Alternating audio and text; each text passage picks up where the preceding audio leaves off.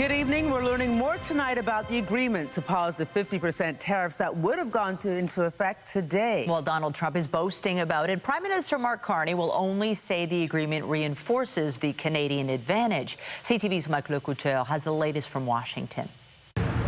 After an intense week of negotiations, Canada-U.S. Trade Minister Dominic LeBlanc and his American counterpart emerged shoulder to shoulder, happy with the deal they've reached. We've reached an agreement that will not only continue to protect American workers, American jobs, American supply chains, but really strengthen the North American economy and create a situation where North America will continue to be an energy powerhouse. Three sources tell CTV News there are reductions in the Section 232 tariffs on the table as part of the agreement. Those would affect industries like steel and aluminum. We may bring some of the tariffs down to a level where other countries are, because Canada was paying a higher tariff. U.S. President Donald Trump proudly posted about the agreement, adding this AI image about the resurrection of the Keystone XL pipeline.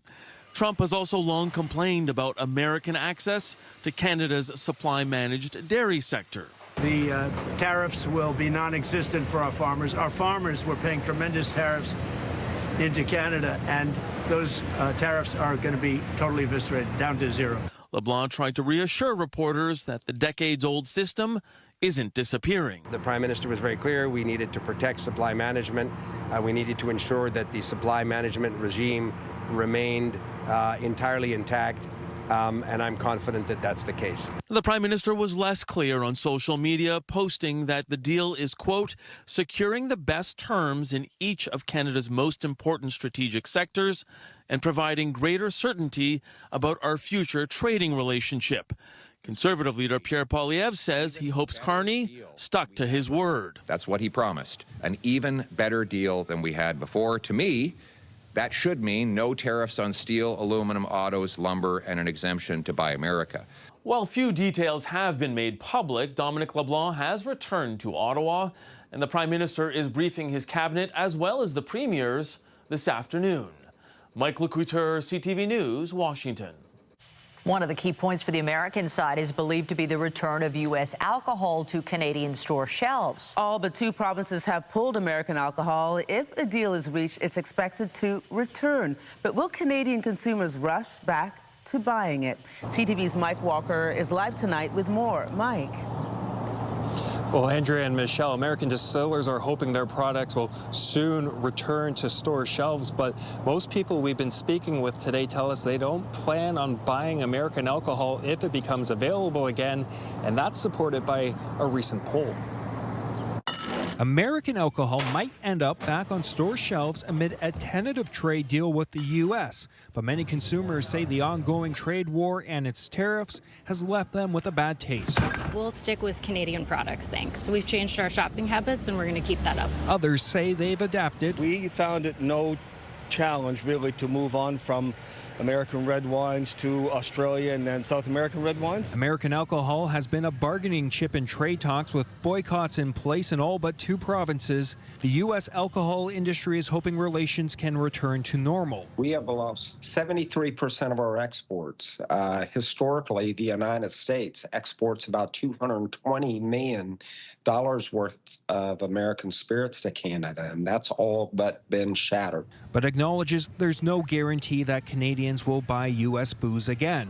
In fact, if American alcohol returns to shelves, a recent poll from Nanos Research for CTV News found 74% of Canadians are unlikely to buy it. I don't think I'd go back to Kentucky bourbon. I'm quite happy with Crown Royal so long as they bottle it in Canada. I like California wines, and I want Ford to put it back. Marketing experts suggest dedicated consumers will rejoice not to cross-border shop for U.S.-made beer, wine, and spirits, but say it will take significant time for American brands to rebuild popularity in the Canadian marketplace. Because people do develop habits, and those habits tend to have some degree of stability over time. Ontario cleared and boxed up American products from LCBO shelves in early March 2025 in retaliation to sweeping U.S. tariffs imposed on Canadian goods. Premier Doug Ford stated last week the ban could be lifted if there is a fair deal that protects Canadian industries. Before anything happens, we protect our auto sector, our steel sector, our agricultural sector, our forestry sector. Looking at the bigger picture, many consumers still leery. I don't trust anything Trump says. I never have. If this is in fact a done deal. American distillers are hoping that the premiers will agree to finalize this deal and have their products return on store shelves. At this point, there's no word from the Ford government if and when that will happen. Reporting live, I'm Mike Walker. Michelle, back to you. Thank you, Mike. And just ahead, we will have more coverage on the tariff pause, including the hopes and concerns of impacted Canadian industries, waiting to hear how a potential deal would affect their livelihoods. It was a beautiful day outside today, depending on actually where you were. Lindsay Morrison joins us now to look at the current conditions. Lindsay, I was driving up from downtown and there was some rain, and I got to the station. It looked like a lot more rain on rainfall on the ground, but my husband played golf and he said no rain. Yeah, really dependent on where you were today, Andrea. Very isolated showers this afternoon. The rain was a bit more widespread early this morning, and now we are enjoying pretty dry conditions across our province and a fair amount of sun. Still a couple of sprinkles of rain out near Grimsby and over towards St. Catharines, and a little cell just moving over Lake Ontario. Otherwise, though, it's a pretty nice evening. In fact, 26 degrees at Pearson Airport right now. Feels closer to 30, so there is a bit of humidity a factor tonight. Winds out of the northwest. That's a fresh breeze. In fact, it's much less humid the further north you travel away from the GTA. If you're headed out and about this evening, you can expect that it's going to be mainly dry and mainly sunny until that sun sets after 8 p.m. tonight. Here's the overnight, a little below seasonal for us. 14 degrees is what we're forecasting, but it should be clear. No threat of rain into tomorrow morning. However, we do have to talk about a little unsettled weather over the weekend. That's coming up, but for now, Andrea, I'll send it back to you. Thanks, Lindsay. Just days to go before the close of nominations for the upcoming municipal election, and late today, word that one longtime councillor will not be running. Paula Fletcher announced her retirement this afternoon, just 2 days after registering to run again in Toronto Danforth. CTV's Janice Goulding is live tonight on the Danforth with more on Fletcher's decision. A bit of a surprise, Janice. Hi, Michelle. Yes, that is what people have been telling me in the area. Now they say they've got to decide who to vote for. They need to know who they'll be voting for in this race. They said 2 days just after she announced that she was going to be running again, Paula Fletcher decided that she was going to pull out of the race. In a statement she posted on X today, Fletcher said she was paddleboarding in Lake Ontario this morning when she made the decision. The Toronto Danforth councillor said she'd been encouraged to run again and had initially registered because she believed there's still so much to do. The 23-year veteran also reflected on her role in the revitalization of Toronto's waterfront and the restoration of the Don River, and said she was proud of the work she'd done with councillors past and present. Ultimately, however, Fletcher said she decided the time had come to pass the torch to the next generation. Here's more from the councillor herself. My job has just been a dream come true with the many, many things that we've been able to do. And the waterfront is the cherry on top. Padassagate Park, being able to name that park with an Indigenous name, sun shining on the water. God, I love that. And it's a beautiful place. It's the top destination in Toronto already. The affordable housing I managed to get that's going to be built there, 30%. Those are the things I've worked for. I honestly don't know what I could do next. Torontonians will head to the polls on October 26th, and Fletcher says she will stay on and finish out her term mid-November. Reporting live, I'm Janice Goulding. Now back to Michelle. Thank you, Janice. Meanwhile, former MP Nate Erskine-Smith is now running to become a member of Toronto City Council. Erskine-Smith submitted his paperwork at City Hall this morning to run as a candidate in Beaches, East York. He previously served as the MP for the riding. Erskine-Smith resigned his seat last month after attempting to run provincially but failing to secure the Ontario Liberal nomination in Scarborough Southwest. I had an opportunity to work together with Mayor Chow when I was housing minister for a brief time. We worked very well together. We got a lot done together for our city, and there's a real opportunity, I think, for collaboration. And I'm looking forward to, I hope, working together with Mayor Chow and delivering for my community and for our city and then some. And two, there are big issues to tackle across the city. You know, housing obviously is a passion of mine, has been a passion of mine across my politics, and I'm hoping to make a difference on the housing file. But there are many other files too, from climate action, environment, and most importantly, frankly, just making city services work effectively for constituents and for our community. There are 11 other candidates and no incumbent running in the Aug.19 race. Well, we are just weeks away from the expiration of labor contracts for teachers' unions in this province. That will happen just days before the start of the school year, leading to some uncertainty about what it could mean for teachers and students. CTV's Queen's Park Bureau Chief Siobhan Morris is live tonight with more. Siobhan. Well, Andrea, it's probably not what mums and dads want to hear, but right now the two sides aren't really talking, still negotiating exactly what negotiations will look like.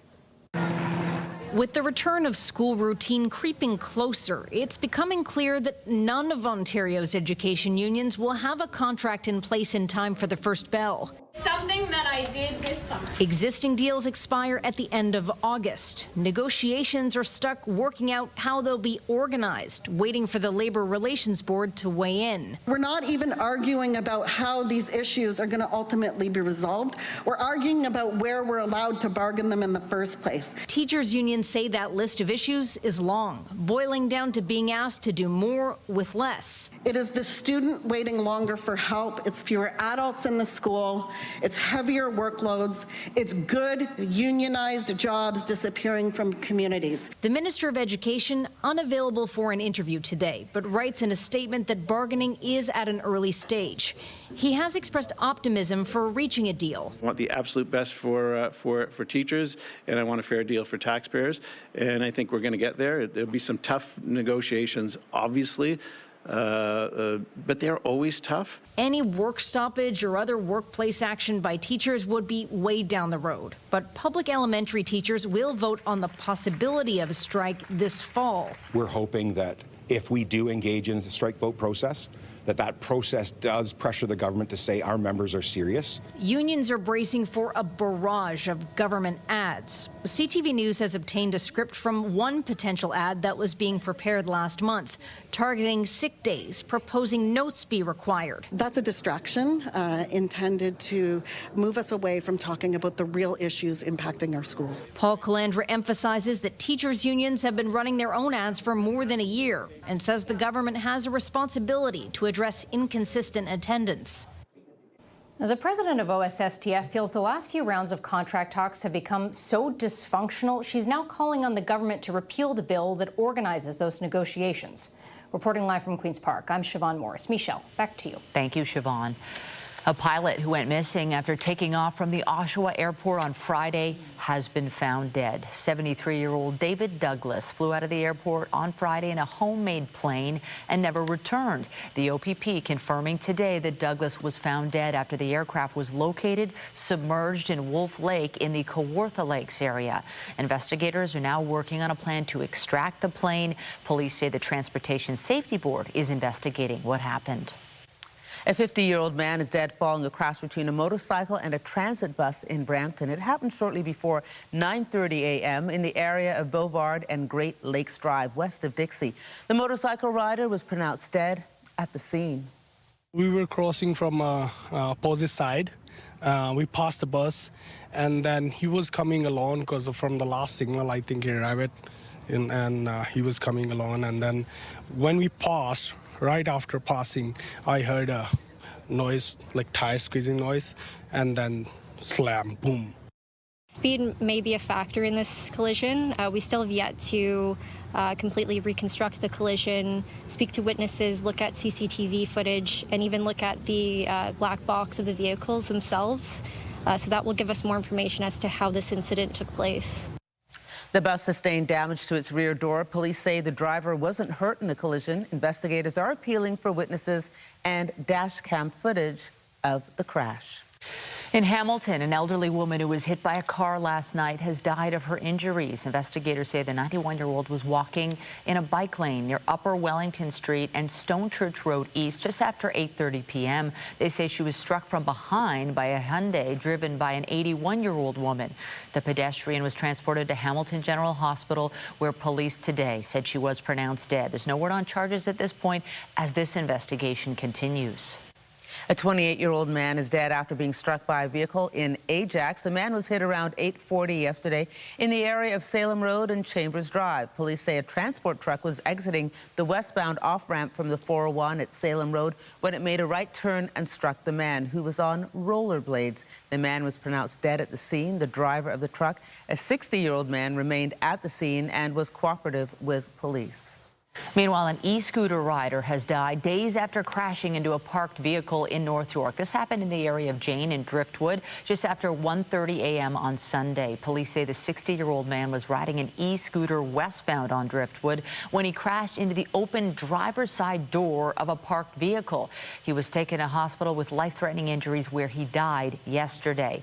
An investigation into this incident continues.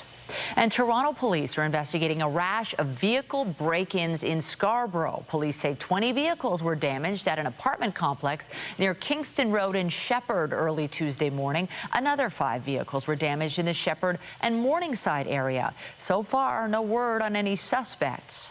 To BC, where the destructive Bald Range wildfire is expected to grow in size, the 227-square-kilometer blaze is still out of control after destroying or damaging about 150 structures.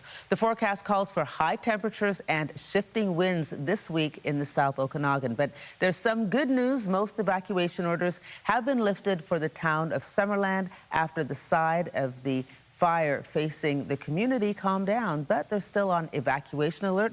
There are currently 130 blazes across the province.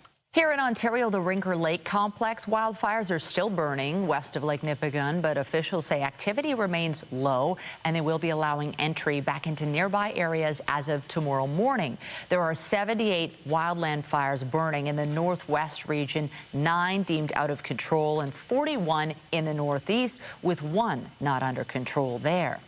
Overseas in Ukraine, a Russian drone strike on a minibus in the southern city of Kherson killed 4 people today. Another person died in a separate drone attack on a car in the central part of the city. Meanwhile, Ukraine and Russia have exchanged 103 prisoners of war each. Kyiv and Moscow have carried out regular POW swaps throughout the war. Ukrainian intelligence says another exchange is expected before the end of the month. Ukraine expects that will include the return of personnel who have been held for a prolonged period. Israel's military has announced its first criminal investigations into troop conduct in the war with Hamas. The focus is on the 2024 killings of a 5-year-old girl and her family in the Gaza Strip and the deaths of 15 Palestinian paramedics last year. Today, medics in the occupied territory said an Israeli airstrike killed 9 Palestinians at a police station. Several officers were among the casualties. 15 people were injured. Earlier in the day, medics say a separate airstrike killed 1 Palestinian at a refugee camp in the central part of the Gaza Strip. Israel says the attack targeted a Hamas militant. In Beirut, a Canadian government official has restated Ottawa's opposition to the Israeli presence in Lebanon. We condemn the invasion of Lebanon by Israel.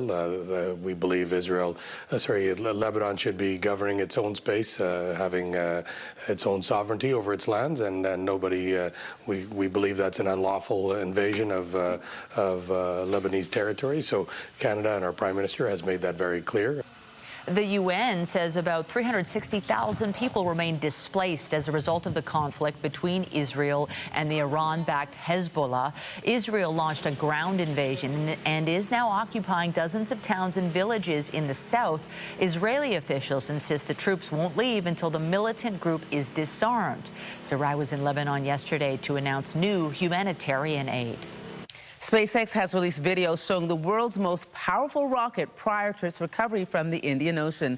The upper stage of Starship splashed down intact on July 24th, following the latest test flight of the rocket. It floated there for 24 days, and the company thought rough seas would prevent any attempt to recover the 52-meter-long vehicle. But yesterday, SpaceX announced it had been towed to shore near Australia and will continue on to the company's Texas headquarters for further analysis. It's the first time an upper stage has ever survived a test flight. Meanwhile, NASA has released before and after animation of a crater formed when part of a SpaceX Falcon 9 rocket slammed into the moon at 8,700 kilometers per hour 2 weeks ago. The upper stage had been drifting through space for over a year after a mission to deploy 2 lunar landers. Scientists have determined the new crater is 18 meters wide and less than 3 meters deep.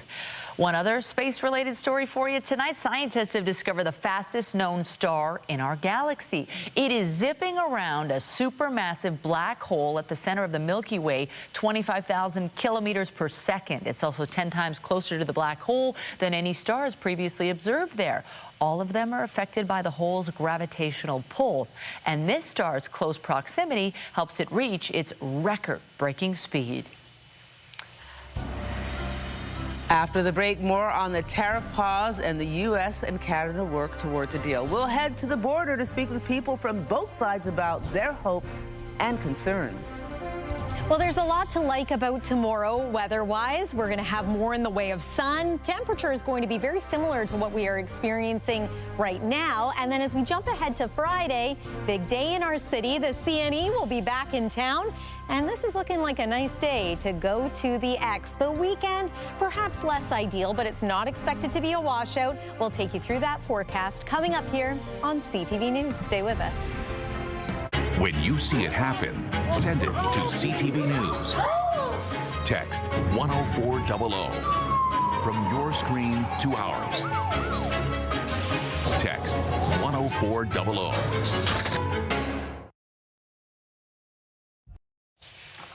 Returning to our top story, an apparent Canada-U.S. trade agreement may be close, potentially averting a new round of punishing tariffs. But there's no deal signed yet, and those 50% duties could still happen. CTV senior correspondent Judy Trinh reports on the trepidation ahead of the new extended deadline.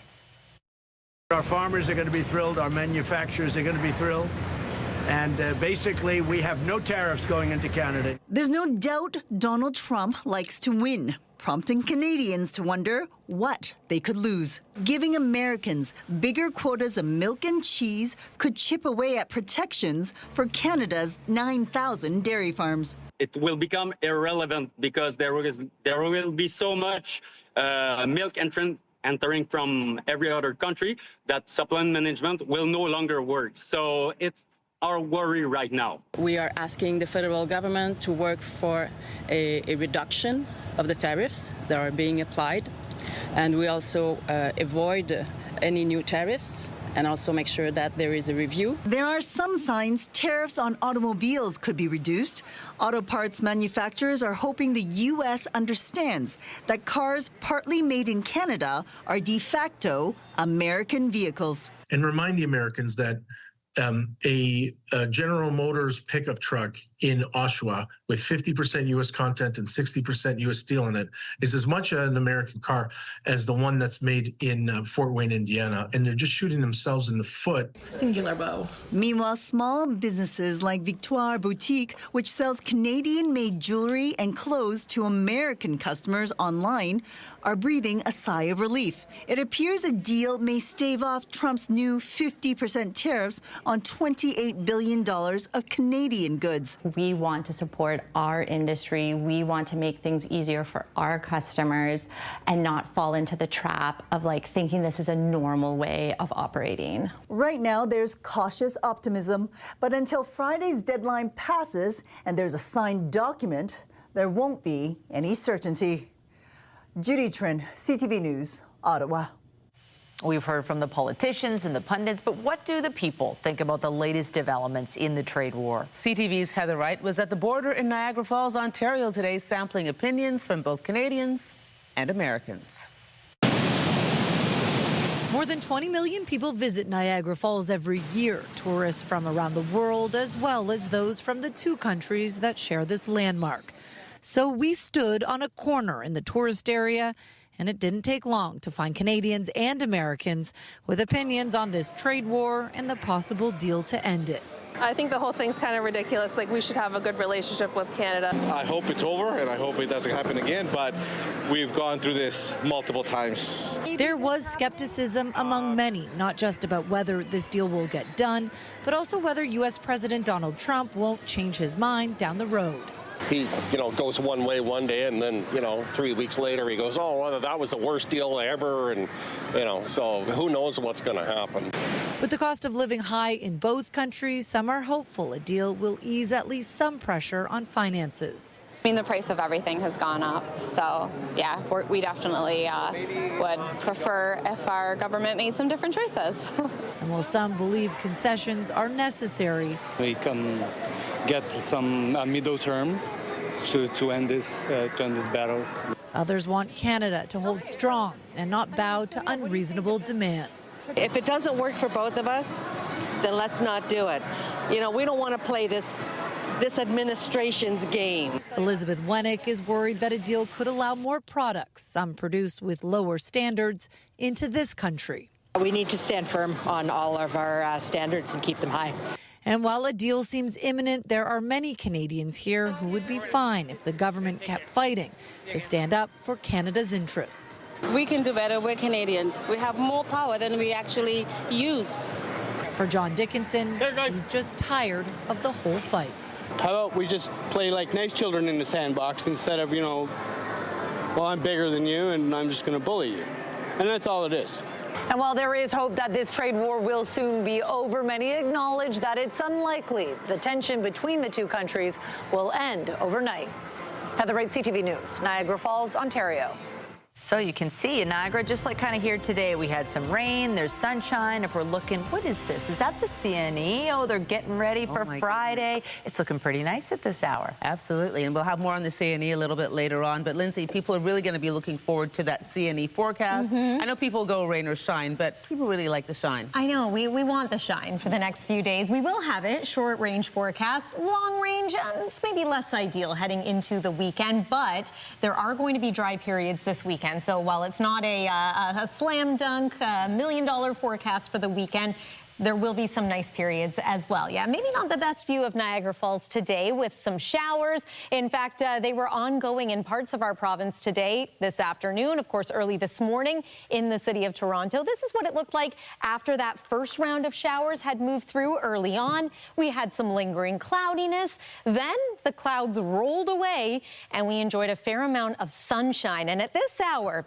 we are enjoying lots of sun. Still a couple of little cells tracking their way out over Lake Ontario, as well as out over Lake Erie at this hour. So yes, we are starting to see the active weather story wind down. If you happen to be joining us from parts of central Ontario, including Sudbury, North Bay, you have a little more activity in your neck of the woods once again. But high pressure is going to move into southern Ontario and stick around for the next couple of days here. Generally, when we have high pressure, that means an absence of active weather, and in our case, it's going to mean a whole lot of sunshine for both Thursday and Friday. Not a perfect blue sky, though. You might notice some high-level cloud there draping across for early Thursday. Friday looks excellent for heading out to the CNE or whatever else you may have planned.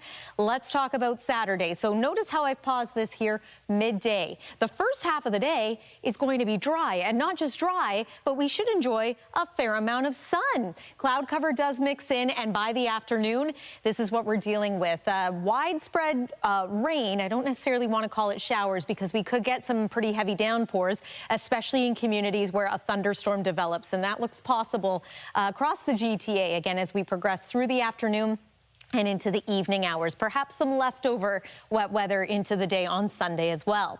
The temperature part of your story looks like this. 25 degrees right now here in the city, feeling more like 27. The humidity a factor today, but not everywhere. And then overnight tonight, it's going to be a little cool. We have a clear sky, so we're not getting the insulation keeping us warm. 14 degrees is what we're forecasting for a low here in the city.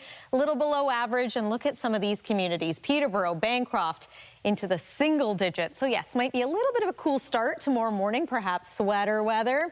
Don't really like to say that in the month of August, but here we are. September is in view. 26 degrees tomorrow, feeling like 29, so quite similar to what we're experiencing right now. A mainly sunny sky means that it will be a great day to maybe head to the beach or enjoy whatever else you may still have to check off your summer bucket list. Nice looking day for tomorrow for the most part. Low 20s for some, mid 20s for others. let's talk about the next 3 days here. So Thursday, Friday, looking great. Saturday, the temperature is still around 25 degrees, but yes, we do have perhaps some heavy downpours in store for some, again, in the afternoon and early evening. Your morning looks nice. Sunday, not only are we still dealing with possible showers, again, not an all-day event, but we're still dealing with some wet weather.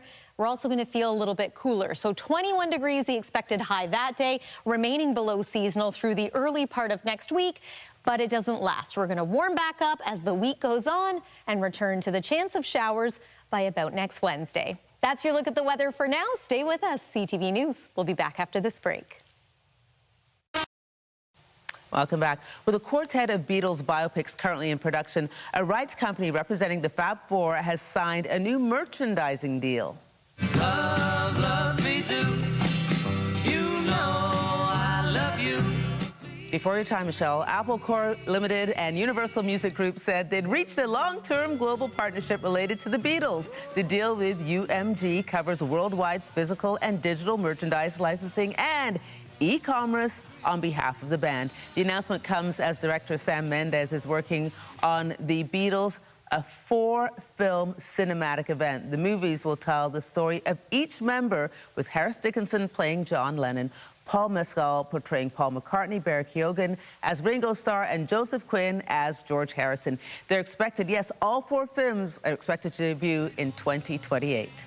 Look forward to that. An upcoming movie that was reportedly the subject of a bidding war at the Cannes Film Festival is out with its first trailer. I have news. What? I found out I have a kid. What? Club Kids stars Jordan Firstman in his directorial debut. It tells the story of a New York City club promoter whose life is turned upside down by the arrival of a 10-year-old son he never knew he had. The movie was an official selection at Cannes, and Variety reports it garnered interest from several studios. Club Kid comes to theaters in November. Well, ahead of next month's Toronto International Film Festival, a special event was held today. Its goal was to showcase some of the Canadian talent that will be appearing at TIFF. And ready, 3, 2, 1. It's the class photo for TIFF's Canadian contingent for 2026. In addition to the traditional festival, TIFF unveiled TIFF The Market, where filmmakers can shop around their projects and make deals with financiers and producers. TIFF CEO Cameron Bailey. What people might not know is we have almost 9,000 films and shows submitted to us every year. It's very tough to get into the festival. The festival is on track to welcome 6,000 delegates from more than 80 countries with 30 exhibitors and nearly 300 films. This year's Canadian lineup features 61 features and short films, with 55 of them making world premieres. Many of the Canadian filmmakers spoke about their films today. The Betrayers is a story about an Israeli politician and his mistress who escape political scandal in Israel and run off to Crimea, where he encounters the man who denounced him to the KGB 40 years earlier. This is also the first Canada-Ukraine co-production, which I think very important to say. There's a new film about Terry Fox. I think sometimes we put these heroes on these pedestals and they become larger than life, but this film is something that I wanted to make to show his sense of humor and really get a sense of this 21-year-old doing this remarkable thing. A short film about fast food delivery drivers. Butter Chicken To Go is about 3 South Asian delivery drivers, and we follow them during the dinner rush in winter. But it's been surreal to have the support of these large organizations like the NFB and TIFF. A trans woman's activism in later life. Hopefully the film puts forward a conversation about how we care for senior queer people, but for seniors in general. And award-winning filmmaker Barry Avrich and Mark Selby return. This film is called Darlene Love, I Know Where I've Been, probably the greatest comeback story in the music industry ever. Ultimately, Rock and Roll Hall of Fame. She's 85 years old and still a powerhouse. And this invitation from Alexandra Lazarovich, director of Turtle Island Rap. Come see the film at TIFF. I think it's going to be a wonderful community party, and people are going to be really excited to see this film. It's not about the lyrics, it's the way you're delivering it. It just feels like your first year of rapping. Why are you roasting me? This film or any film, the 51st Annual Toronto International Film Festival starts on September 10th. And with the festival fast approaching, cinema fans are scouring the official schedule to figure out which screenings they'd like to see. TIFF members can buy tickets in stages starting Friday the 21st, with early bird individual members going on the 26th and the rest on the 27th. The TIFF Insider pre-sale and under 25 free pass on sale is on the 28th. There's so many things to consider. Members of the public can then access the site and look for tickets on August 31st. Once again, TIFF runs from the 10th to the 20th of September. Well, let's not get ahead of ourselves. Before TIFF, as always, comes the late August tradition of heading to the Canadian National Exhibition. And the TTC is increasing service to make it easier to get to the CNE. The transit agency will boost service on bus and streetcar routes serving Exhibition Place. Dedicated CNE Express shuttle buses will also provide non-stop service between Dufferin Station and Dufferin Gate Loop, taking advantage of the transit priority lane. These services will be running all day. They'll be running as long as the CNE is open. So, it's usually till like 11:30 or something at night. So we'll make sure we have enough service out there. Again, the other learning that we took away from the World Cup was having staff out there. So we're going to have a lot of staff out there too to help people. The staff ambassadors, they'll be able to direct people. So we got a lot of really good learnings from serving the exhibition grounds during the World Cup. We'll extend all of that, and of course, however long the CNE is open during the day, we'll be there to service people, and also those employees that are working and then maybe there a little later. Full details are at ttc.ca/CNE. And just ahead, we'll go to the X with CTV's Jessica Smith for a preview of this year's attractions and, of course, outrageous edible options. Shares of Moderna soared today after the biotech firm announced promising trial results for a cancer vaccine. BNN Bloomberg's Morella Fernandez has more. The stock started the day at about $63 U.S. It ended the day at $174 U.S. So it ended the day up almost 177% on those positive results for the melanoma vaccine. Now, if approved, the treatment would be the first of a kind. The Moderna and Merck vaccine would be tailored for patients based on their unique tumors.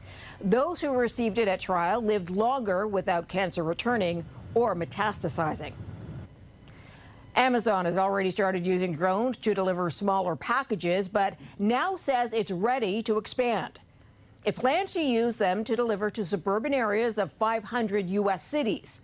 The packages have to be 5 pounds or under and will be free for Prime members if the order is worth more than $50 U.S. The Competition Bureau wants to block a proposed deal by Norterra Foods to buy Green Giant and Le Sueur brands in Canada from U.S.-based B&G Foods. Norterra is based in Quebec and has been the producer of both brands in Canada for 30 years. But the Bureau says because Norterra already processes canned and frozen vegetables for Del Monte and Garden brands in Canada, it would lead to less competition in the space. Here are the closing numbers for the day. The Canadian dollar is up to 72.41 U.S. West Texas Intermediate up to 85.83 U.S. a barrel. Western Canadian Select down to 65.67.